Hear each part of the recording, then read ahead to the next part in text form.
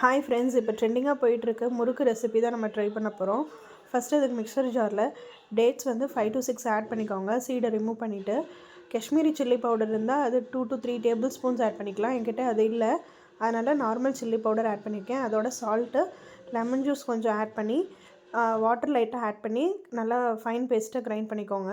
நான் வந்து கொஞ்சம் தண்ணி ஜாஸ்தி ஆட் பண்ணிட்டேன். நீங்கள் கம்மியாக ஆட் பண்ணி கிரைண்ட் பண்ணிக்கோங்க. கொஞ்சம் திக்கான சாஸாக இருக்கணும்.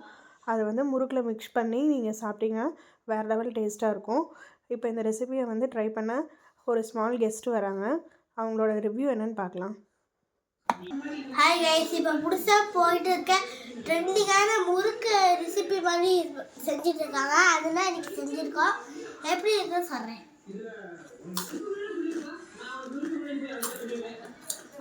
லெவலில் இருக்கு. ஆனால் சண்டை மட்டும் கொஞ்சம் அதிகமாக ஊற்றிடாங்க.